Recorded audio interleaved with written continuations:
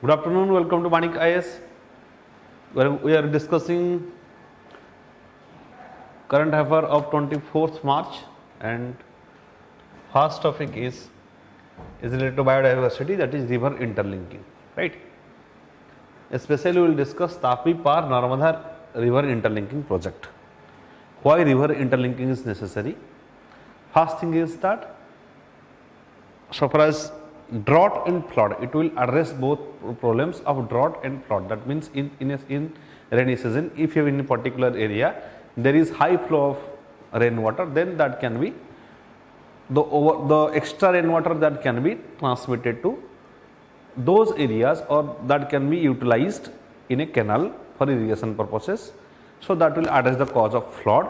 And in a particular river where there is scarcity of water, from the overflowing river, that water can be drained to the low scarcity, that particular river where river water is less or there is scarcity. So this will address both problem of flood and your drought. Another thing is that this will help in agriculture, and that is development of rural economy. Okay, but so this will boost economy, because that will flourish the agriculture. Next point, there is another issue with respect to that. When such type of river interlinking happens, huge impact on the biodiversity that occurs, right? Huge impact means because a big area is there will be construction in a big area, that will lead to loss of biodiversity, and the regular course of water will change. So it has multiple effects on biodiversity. Another major issue is that displacement. So far as displacement at tribals is concerned, that's a big problem, and that is one reason why Naxalism is getting flourished, because when displacement happens among tribals, a huge dissatisfaction get created among the tribals, right? So that's a big problem. And another thing is that there is around, by studies it is seen that only 15% of the total people that are displaced are rehabilitated, right? It's very difficult to rehabilitate those people, those tribals who are displaced. So there is a problem of rehabilitation. So far as tribals is concerned, they suffers livelihood, right? Livelihood because they are dependent in a forest land or in a particular land, they have a particular source of income. They get disturbed, their lifestyles get disturbed, and that creates huge law and order problem or dissatisfaction among the masses, and and rehabilitation is a very big challenge so far as administration is concerned. So these are the various issues that are associated with river interlinking projects. So here one by one we will discuss. So recently the same thing happens, that tribals protested against the center Tapi Par Narmada link projects, right? Tribal protests that happened, Tapi Par Narmada link projects. Okay, what is this? It is envisaged under 1980 National Perspective Plan. What is this National Perspective Plan? Remember, it is 1980. It is for river interlinking under the former Union Ministry of Irrigation and Central Water Commission. It is one of the 16 link proposals. There are 16 link proposals under the peninsula rivers and development component. Right, so far as peninsula river is concerned, 16 link proposals is envisaged under National Perspective Plan. Right, 3 rivers. What are these 3 rivers? One is Par. In this link, one is Par river. It is originating from Nashik, Maharashtra. Right, again and again it is in news. So you must remember the origination of Par river. It is flowing through Valsad, Nashik in Maharashtra, in Par river. So far as Tapi is concerned, it is started from Satpura and flows through Maharashtra and Surat in Gujarat. Satpura river, it's originated in Tapi river originated in Satpura and flows to Maharashtra and Gujarat. Then Narmada river, it is originating in the Madhya Pradesh and flowing through Maharashtra and Bharuch and Narmada districts of Gujarat. So these are the 3 rivers where interlinking will be there, right? Right. Suppose there are 3 rivers, that these mid areas will be irrigated, right? Where there will be interlinking. The project proposes to transfer water from the water surplus regions in the Western Ghats to the water deficit region in the Saurashtra and Kutch. We know that this Saurashtra and Kutch region of Gujarat, this is a region where we see prolonged drought, right? So huge drought is suffered by the people of Saurashtra and Kutch, and there are multiple farmer suicides. So to address that issue, multiple farmer suicide issue in Saurashtra and Kutch region of Gujarat, this river interlinking project has envisaged. And another thing is that the surplus water will be transferred to those regions, that is the Saurashtra region and the Kutch region, right? Next, so important thing is PAR is it is starting from Nasik, Maharashtra, Tapi river from Satpura, and Narmada river it is originating in Madhya Pradesh, right? And the extra surplus water will be transferred to the Kutch region and Saurashtra region of Gujarat from the Western Ghats. Because that is a prolonged, there we see prolonged water scarcity and farmer suicides and lack of agricultural productivity. So that problems will be addressed. Next, what are the issues and concerns? First issue is that tribals are opposing the projects. Tribal opposition, it's a common thing, because they will lose their livelihood, because they will lose their land leading to the displacement, and they have emotional affinity to the lands. For the tribals, land is not only just land, it is like mother, and that is why they oppose any type of displacement. In case of Niyamgiri in Odisha also, huge tribal uprising started against the Vedanta mining project, right? And finally Supreme Court given the verdict that the Gram Sabha should give the permission so far as to get the land, right, in especially tribal areas, that is under PESA Act, right? So in the same case also, if there is huge tribal population, Gram Sabha has the authority whether to give the permission of land or not. That is the Supreme Court that has given verdict. So in case of displacement, they'll have to work from the scratch to make the barren land into a cultivable one. Okay, so various problems will be created if there is displacement. Okay, and they have to make a cultivable land in those areas. Then income loss. With the construction of reservoirs, tribals farmland will be submerged. So construction of rivers will lead to tribal farmland will be submerged, and that will be issue of their livelihood. Then federal challenges. Even if tribal problems are resolved, the project is completed, there still will be issues among the states for water sharing and other benefits. Yes, interlinking. Yes, this is interstate water disputes is a common thing. Interstate water disputes among the various states, and India has been witnessing various interstate or river water dispute. For example, Odisha, Chhattisgarh, Karnataka, Tamil Nadu. So such type of problems are there, and federal challenges also exist so far river interlinking is concerned.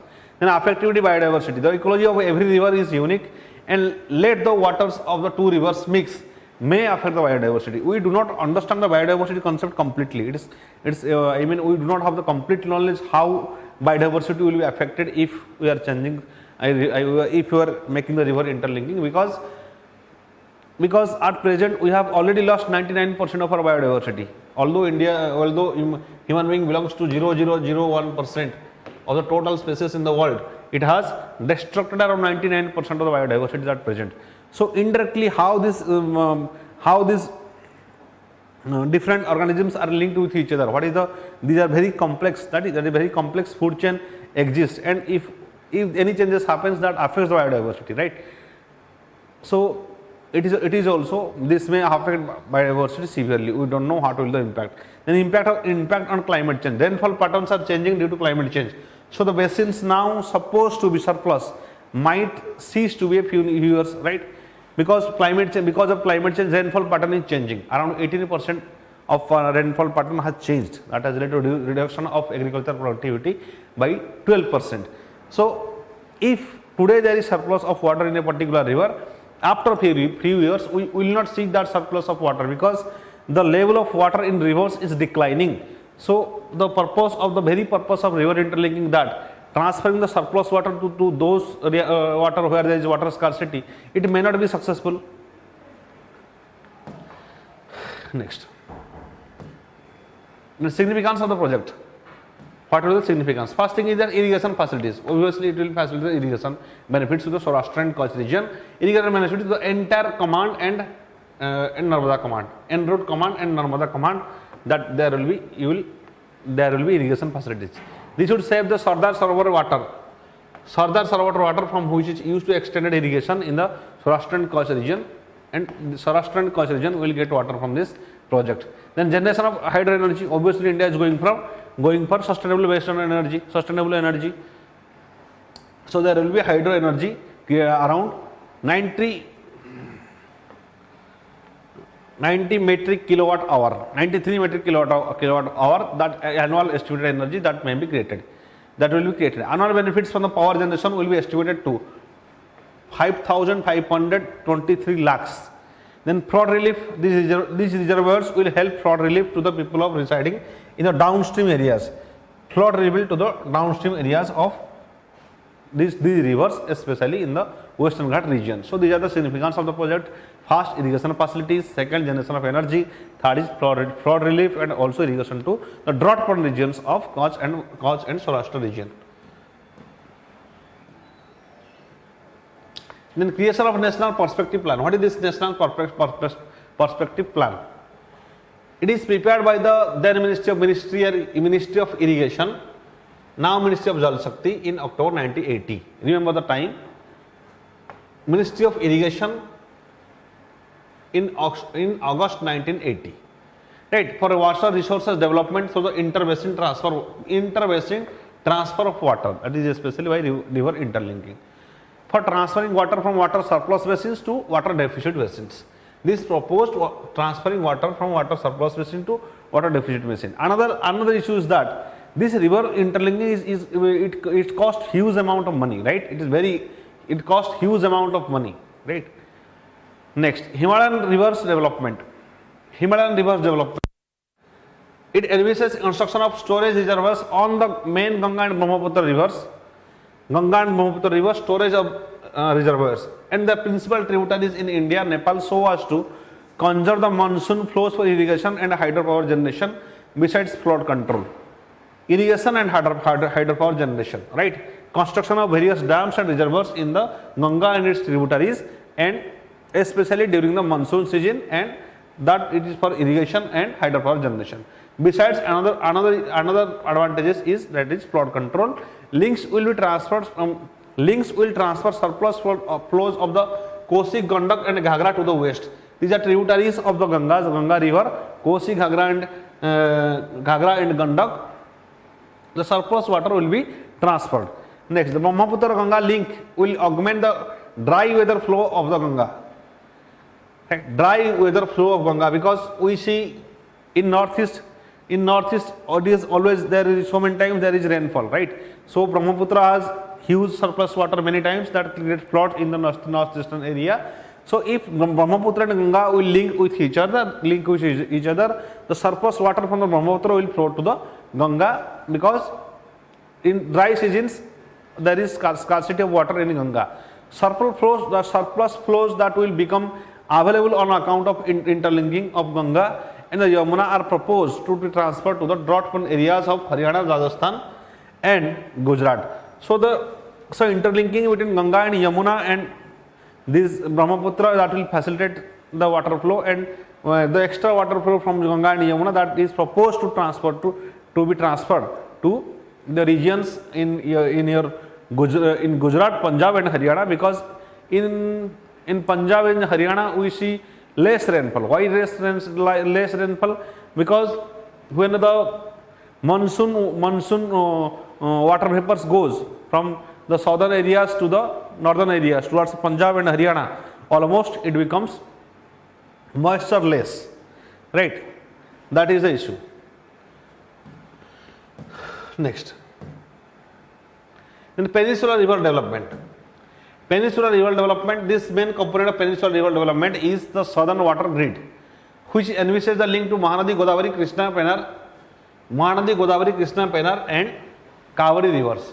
Peninsular development. We have discussed Himalaya river development and now peninsular river development. The peninsular component comprises of 4 parts: diversion of surplus flows from Mahanadi and Godavari to Krishna, Pennar, Kaveri. Surplus waters of Mahanadi, Godavari to Krishna, Pennar and Kaveri and Vaigai. Diversion of west flowing rivers of Kerala and Karnataka to the east. So this is another branch, that is peninsular component. Under the National Perspective Plan, the National Water Development Agency NWDA has identified 30 links. 30 links, 16 under peninsular component and 14 under Himalayan component. So in total 30 river interlinking projects will be created. 30 river interlinking projects, right? Out of which 16 are peninsular component and 14 are Himalayan component. Remember this fact. 30 links and 14 under Himalayan and 16 under peninsular components, they will be created. And Ken-Betwa link project will be the first project under National Perspective Plan for interlinking river. First project was Ken-Betwa link, Ken river and Betwa river. Then the project involves the transfer of surplus water from the Ken river and Panna district of Madhya Pradesh, Ken river to the Betwa river in the Uttar Pradesh. So the Ken-Betwa link is the first. Remember this fact, many times they may ask in prelims. Both these rivers are tributaries of the river Jamuna. Ken-Betwa link is the first river interlinking projects.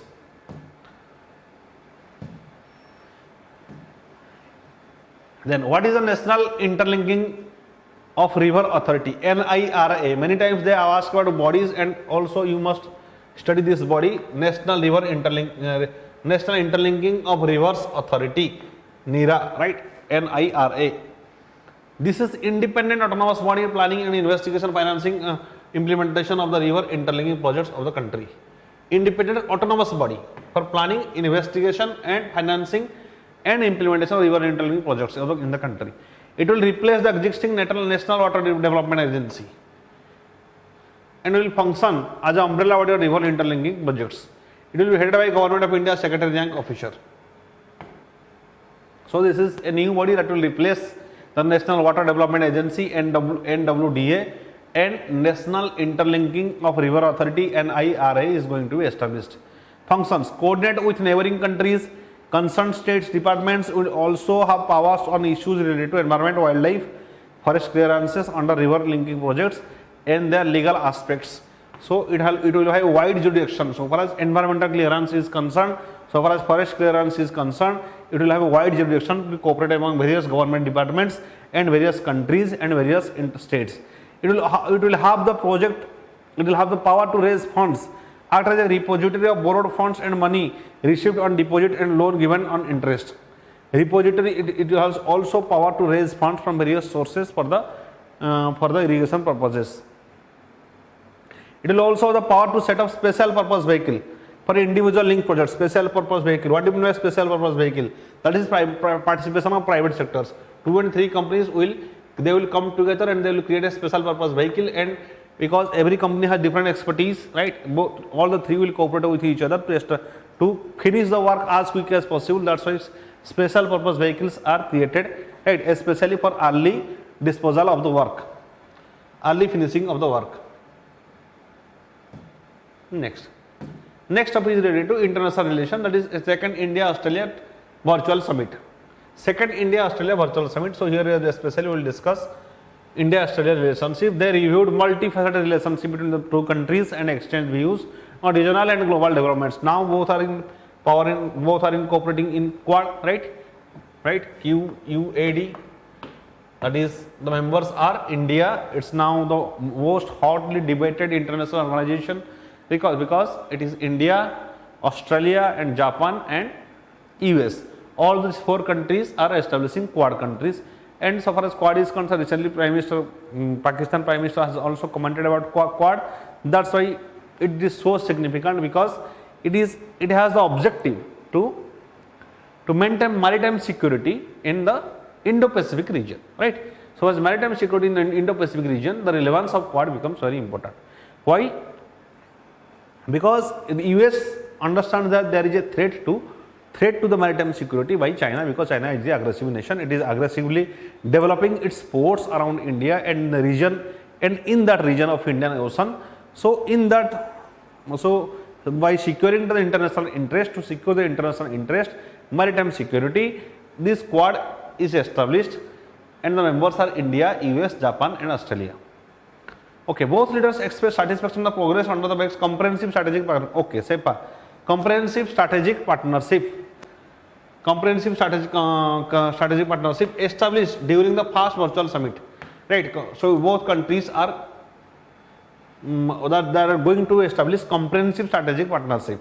That is status of relation. You must mention that that status of relation, that is, it is going to be comprehensive strategic partnership. Both sides will agree to establish annual summits between prime ministers under the comprehensive strategic partnership. So there will be annual summits among both the prime ministers, and adding special dimension to the bilateral relation. They expressed their satisfaction at the enhanced scope of relationship, which is now covers diverse areas such as trade and investments, defense, security, education. So there are various areas of convergence, various areas of cooperation, that are trade, investment, defense, security, education and innovation, right? Science and technology, critical minerals, water management, science and technology, critical minerals, water management, new and renewable energy and technology, COVID-19 related to research, etc. So both countries will cooperate with each other in various dimensions such as innovation, that may be economy, that is trade, that is cooperation related to research, science and technology, education, renewable energy. So there will be diverse aspects so far as the relationship between India and Australia is concerned.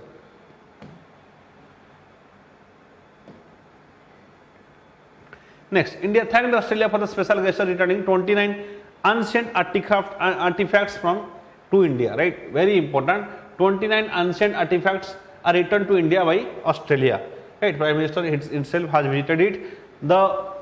These artifacts comprise of sculptures, paintings and photographs across the centuries, some dating back to 9th and 10th centuries from different parts of India. The artifacts include 12th century Chola bronzes, right?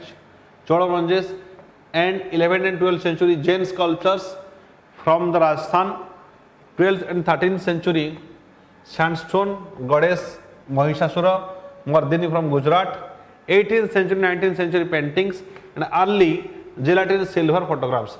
So various sculptures, photographs and stone goddess bronzes, both they are brought from the Australia to India. Both leaders are appreciated the increasing strategic convergence between the two countries. Increasing strategic convergence between the two countries as fellow democracies with shared values and common interest. Shared values and common interest, which include free, open and inclusive, prosperous Indo-Pacific. This includes free, open, inclusive, prosperous Indo-Pacific region. So both have shared interest of values and common interest in the Indo-Pacific region, and they all want inclusive, prosperous Indo-Pacific region, right? That is establishing maritime security and free. The free movements of goods and services, goods will be that will be ensured in the Indo-Pacific region. The Australian Prime Minister expressed understanding of India's position in the crisis of Ukraine, expressed India's positions, right? And he and PM Narendra Modi felt that conflict should not be the reason for the diverting attention from Indo-Pacific. There should not be any conflict. Why? See, India at the same time it is a member of Quad and also it is abstaining from vote, right? Quad is a strong relationship, a strong group. So far as Indo-Pacific is concerned at present, Indo-Pacific is the most hottest region of trade in international politics and it is the region which is widely discussed. But India abstained from voting so far as Indo-Pacific is concerned, right? As India abstained from voting, there is and also because in one hand we have significant economic and strategic interest with United Nations, with United States, USA, and it is there is cooperation is very strong. Trade is more than $100 billion. But so far as Russia is concerned, we have very good historical relationship with Russia from 1971 from regarding the nuclear deal, Indo-Russia nuclear deal, and also technology transfer. So in various regions, India and Russia are cooperating. And so as these both countries came into conflict, so this, especially India has to maintain its strategic autonomy and should stay out of the voting in favor of any particular country. So Australian Prime Minister has expressed and said that we understand the position of India. The two leaders also discussed the situation of Indo-China and line of actual control in the eastern Ladakh, right? In the eastern Ladakh region, there is various tensions in the so far as Indo-China relationship is concerned. In the eastern Ladakh region, there is multiple times there is conflict and there is exchange of firing between both the nations, that is India and China.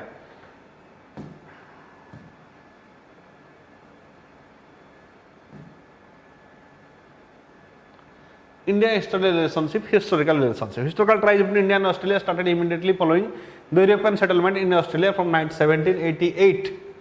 From 1788, European settlement in Australia, India relationship started. All trade to and fro from the penal colony of South Wales is controlled by British East India Company through Kolkata. Right, all the trade that is from Wales is controlled by British East India Company. India and Australia established diplomatic relations in the pre-independence period with the establishment of India Trade Office in Sydney in 1941. So 1941 we have established diplomatic relationship. The end of Cold War and simultaneously India's decision to launch major economic reforms in 1981 provided the fast and positive moves towards the development of the closer ties between the two nations. See, end of the Cold War and this is very important, end of the Cold War and 1991 reforms. These 1991 reforms has developed India's relationship with various countries. Maybe it is USA. If you see the relationship between India and USA before 1991, it was almost nothing, right? But after 1991, it has opened its trade. India is a big market, open to international community, international business persons. After that, the relationship between both countries developed, and now India-US relationship is at the peak. Right, if there is any two countries who are cooperating with each other to the highest level, that is India and US. Similarly, the same thing. Similarly, Australia also relationship strengthened after 1991 reform. So while writing any answer, you must mention about the in post-independence India. You must mention about the end of Cold War and after 1991. Then strategic partnership. India-Australia bilateral relationship has undergone evolution in recent years, developing along the positive track into a strategic partnership. India-Australia bilateral relationship has undergone evolution in recent years, and developing along positive track into a strategic partnership. Okay, there will be strategic partnership between both countries. Australia looks India as an important partner in promoting regional security. Regional security, that is in Indian Ocean. Right, and stability, because India is the largest democracy, and it is so far as United Nations is concerned, it is a member, right? It is member of UNSC, although it is not a permanent member, right? Then this led to upgradation of bilateral relationship to a strategic relationship. So bilateral relationship and become strategic relationship, including joint declaration in 2009. So since 2009, India and Australia, both countries is going strategic relationship. Now that is going to comprehensive strategic relationship. The two nations have much common, underpinned by shared values of a pluralistic Westminster style of democracies. Pluralistic Westminster style of democracies, that is republic democracies like the Western countries, and Commonwealth traditions. Both countries belongs to Commonwealth. You are participating in the Commonwealth Games, expanding economic engagement and increasing the high level of interaction. Economic engagement is there. The two countries are cooperating so far as economic engagement is concerned. Long-standing people-to-people ties. People-to-people ties, that reflects the soft power. People-to-people ties reflects the soft power between the both countries. Ever increasing Indian students coming to Australia for higher educations. Indian students are visiting Australia for higher educations.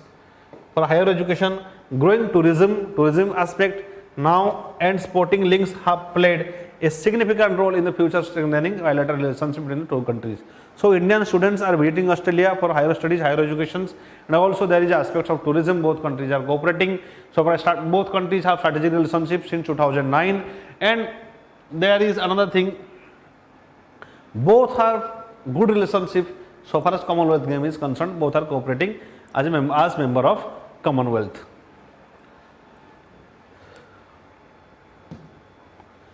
Bilateral engagement.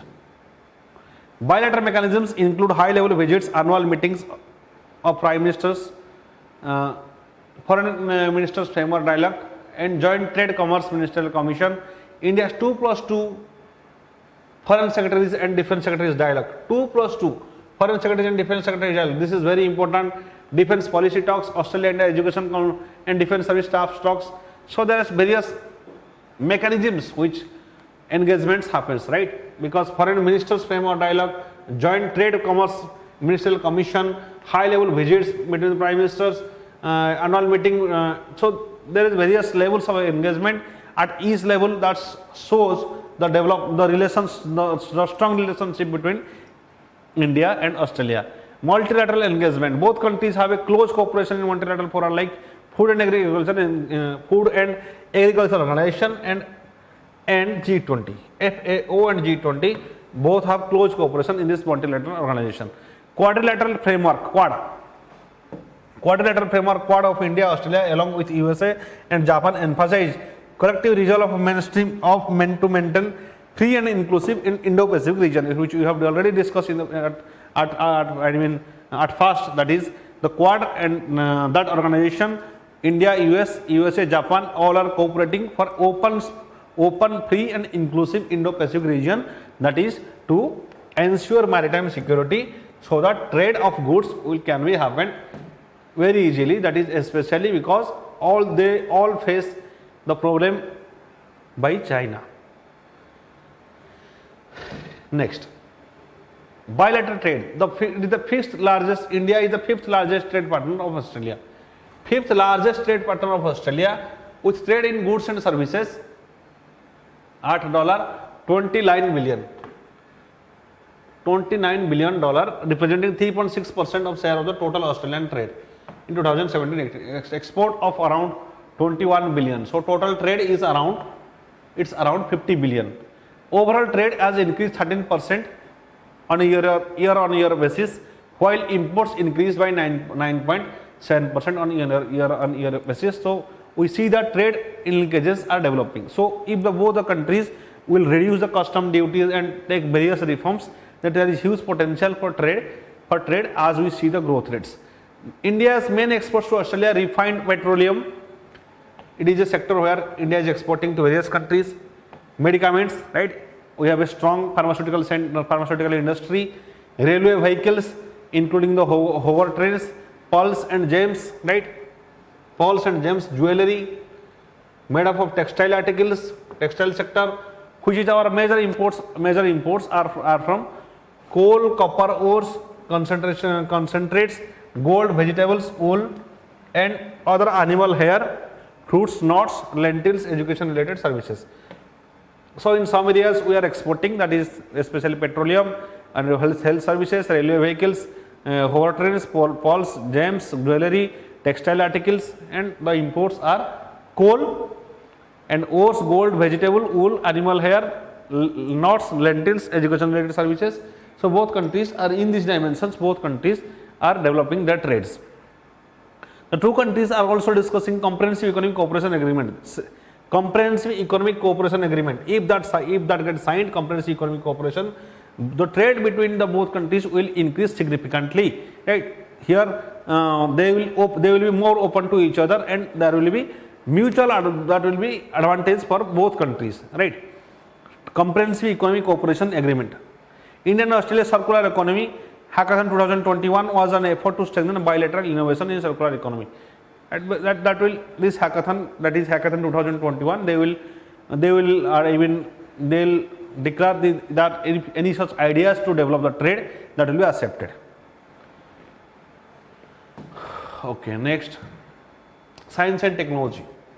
Indian Australia Strategic Relationship Fund, Australia India Strategic Research Fund, AISRF, which was established in 2006, support scientists in India and Australia to collaborate on leading edge research. Support scientists in India and Australia to collaborate on leading edge research. AISRF consists India Australia Biotechnology Fund, India Australia Biotechnology Fund, India Australia Science Technology Fund,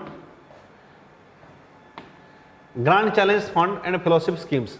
So there are various funds that between both the countries which are cooperating in science and technology. What happens here? Rather than if both the countries are investing at suppose for example nanotechnology, both the countries will spend huge amount of money in nanotechnology.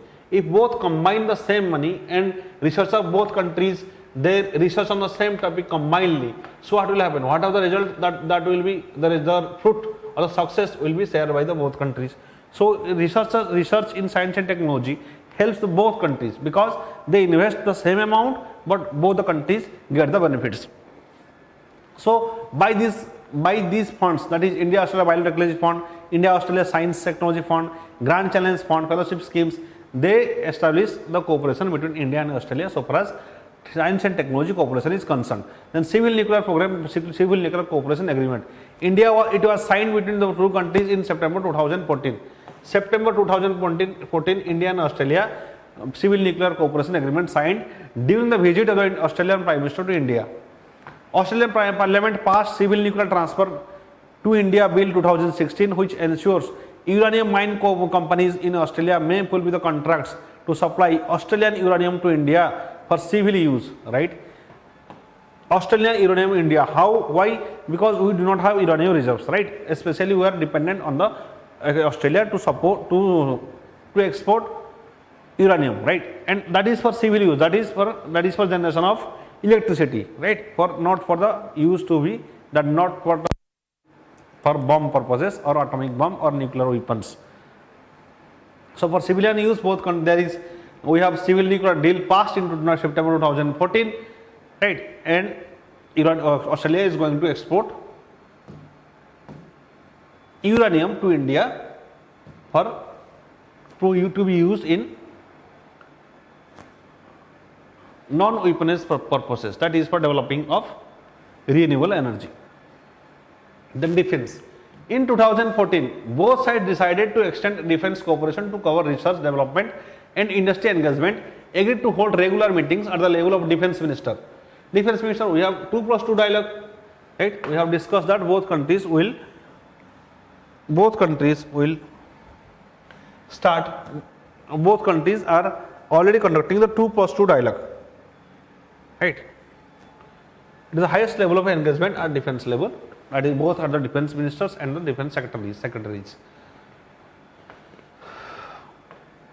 Okay, the first ever bilateral maritime exercise, Oas And Wbcs, that is bilateral maritime exercise, was conducted at Visakhapatnam in 2015. Oas And Wbcs, Australia and India maritime exercise. Then 2018, Indian Air Force participated in the first time exercise Pitch Black in Australia, right? It is related to Indian Air Force and Australia exercise Pitch Black. INS Sayadri, it participated in Kakadu, the biennial exercise of Australian Navy in 2018. The 4th edition of Austra Hind Special Forces of Army exercise was held in September 2019. So Oas And Wbcs exercise Pitch Black, and also there is Australian Navy exercise, biennial Australian Navy exercise, and another thing is Austra Hind. So these are the maritime exercises that strengthens our defense cooperation between the both countries. Environment. It is an area where there is a great opportunity for India and Australia to work together, since both countries have similar commitments. Flagship program of National Innovation for Climate Resilient in Agriculture, collaboration with research and organization, flagship program for National Innovation and Climate Resilient Agriculture. National Innovation for Climate Resilient Agriculture, right? For sustainable development, for sustainable agriculture, there is cooperation between with the research. There is cooperation with the research organizations of Australia, right?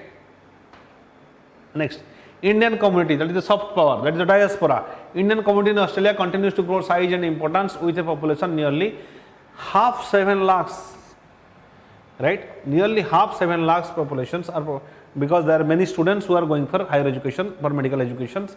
India is now third largest source of immigrants to Australia. Third largest source of immigrants to Australia after UK and New Zealand, and the largest source of skilled professionals to Australia, and the largest source of skilled professionals to the Australia. So that's why India has a big cooperation so far as Australia economy is concerned, because it is providing the skilled professionals for development of Australia's economy. there is a constant flow of students and tourists from India. Tourists and students are going to Australia. The growing significance of the community is reflected in the large-scale celebration of Indian festivals in Australia, especially Deepavali. It is very famous in Australia. Deepavali is celebrated in Australia because we have a huge diaspora in Australia. This is one type of soft power, right? People to people contact is very important so far as international relations is concerned, so far as international cooperation is concerned, because it is a form of soft power, and that develops the relationship, that strengthens the relationship. When soft power is there, a particular country cannot take strong decision against India. For example, India has huge diverse diaspora in US, but Trump has not taken any strong action against India. And one of the major reason is that there is a huge diaspora of Indian origin in US, right?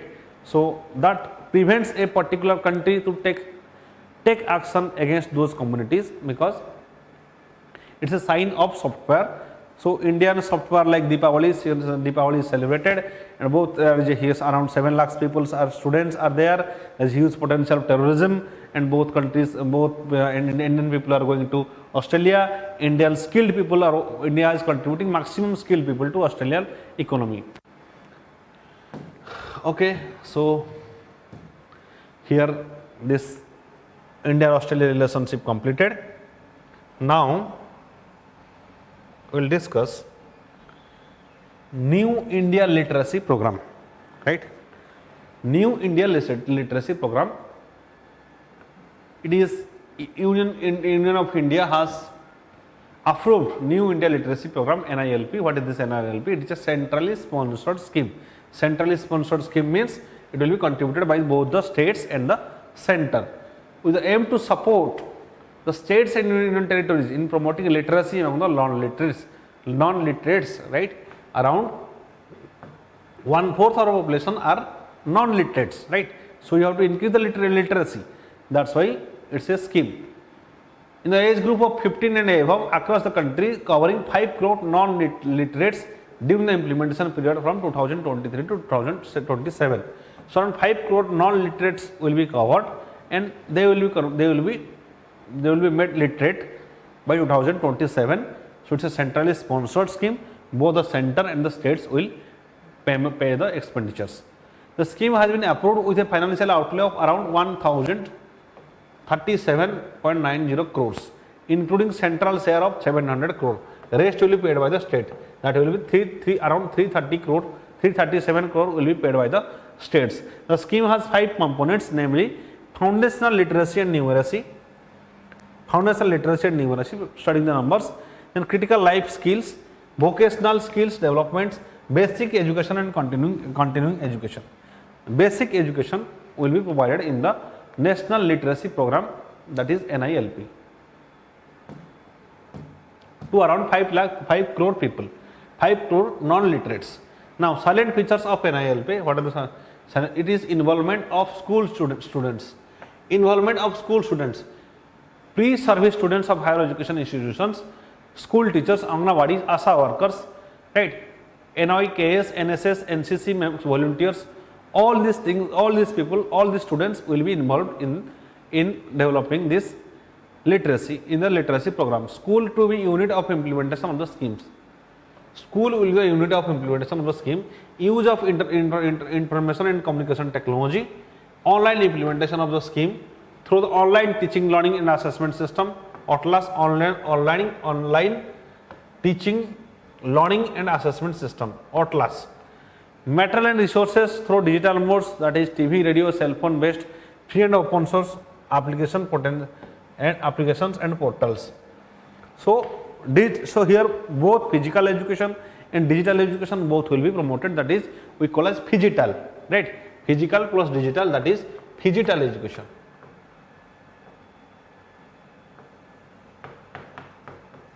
Phygital education will be promoted in this learning, in this type of learning, right? In this type of literate, making them literate. Then assessment tests to be conducted. So various assessment tests to be conducted in the schools by state or union territories. Evaluation of the learners by NIOS or SIOS. Assessment of demand through OTLAS and generation of e-certificates, sample achievement survey, online MIS.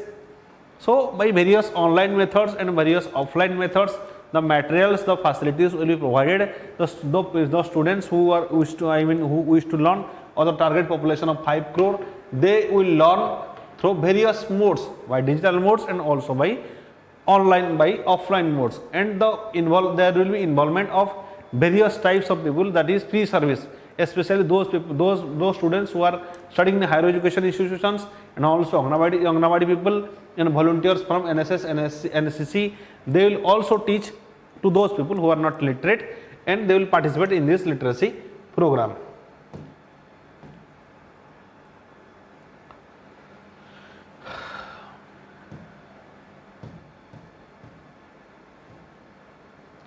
So next is the objective questions. With reference to Organizations of Islamic Cooperation, OIC, consider the following statement. Organization of Islamic Cooperation. Consider the following statement. It was established by First Islamic Summit Conference held in Saudi Arabia in September 1969. See, this is not in Saudi Arabia, it is in Morocco. It is very important. 1969 is, this is right. OIC is established in Morocco. OIC, Organization of Islamic Cooperation, it is majorly, its members are the Middle East countries. They are the voice for Islamic world, right? It is to raise the voice of Islamic world, that is the world from the Middle East, right? Because various countries, these are the region, Middle East is the region, or West Asia, where Islamic countries are there. It is world's second largest.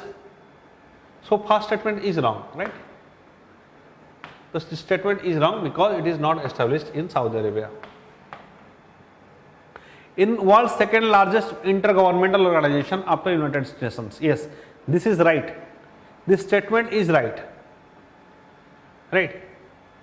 Russia, US and India have been given observer status. No, US and India are not observer. Only Russia is the observer status so far as the OIC is concerned. There is around 52 or 53 member states, and Russia and 5 observer states. Among them, Russia is there. So, question is, which of the statements are not correct? Only second option is, second statement is correct. So 1 and 3. 1 and 3. 1 and 3 options are, this is the right answer. 1 and 3 options are correct.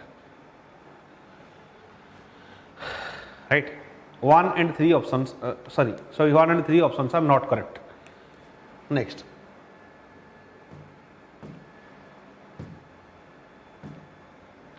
With reference to Himalayan griffon vulture, consider the following statements. Himalayan griffon vulture, it lives mainly in the higher regions of Himalayas and Tibetan plateaus of elevation around above 15 meters. Yes, it is in Central Asia, that is Himalayan and Tibetan plateau, it stays there. It is listed as vulnerable. No, it is near threatened. This is not vulnerable. So this is statement is wrong.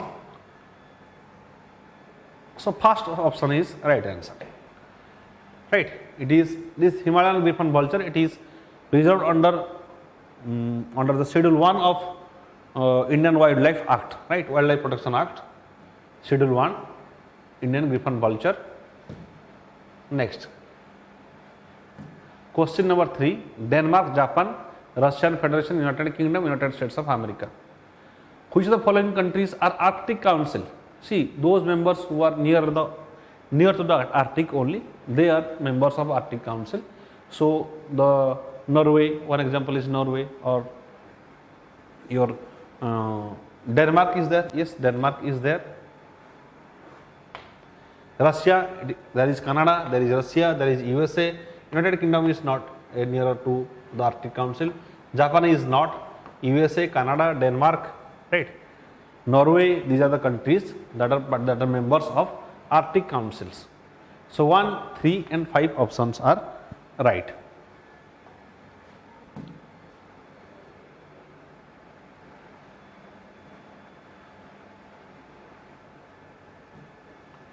Consider the following statements regarding Mahatma Gandhi National Rural Employment Guarantee Act, that is MNREGA. MNREGA scheme, it ensures unskilled manual work as guaranteed employment in a financial year, right? Minimum 100 days of work will be provided, right? Unskilled manual work. Yes, this is right. It is implemented in all rural districts of the country. Yes, every rural district of the country, MNREGA is implemented, and that promises at least 100 hours work for all the people, right? It is implemented in all rural districts of the country. The act provides legal right to employment for adult members of rural households. Legal right to employment for adult members of rural households. 3. So 1, 2, 3, all options are right. Legal right for employment for around 100 days. That is 1, 2, 3, all the options are right here.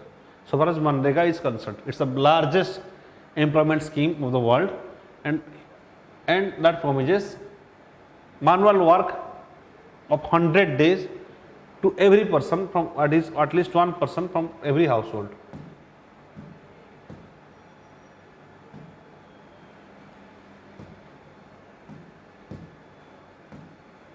Then what are the factors that determine particularly vulnerable tribal groups? Particularly vulnerable tribal groups. Pre-agriculture level technology, stagnant or declining population, extremely low literacy, subsistence level of economy. Pre-agriculture level of technology, very old style of technology, right? Pre-agriculture.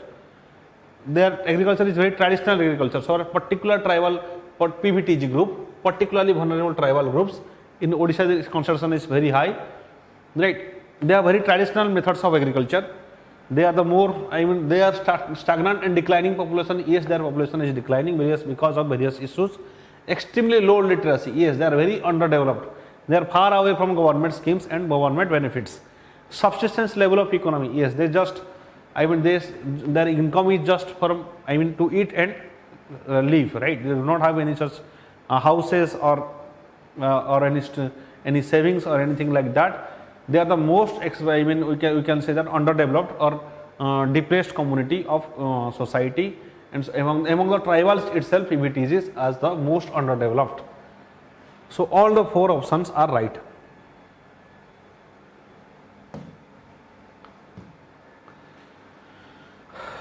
So like this video, share this video, subscribe to Vanik-Ias. Thank you.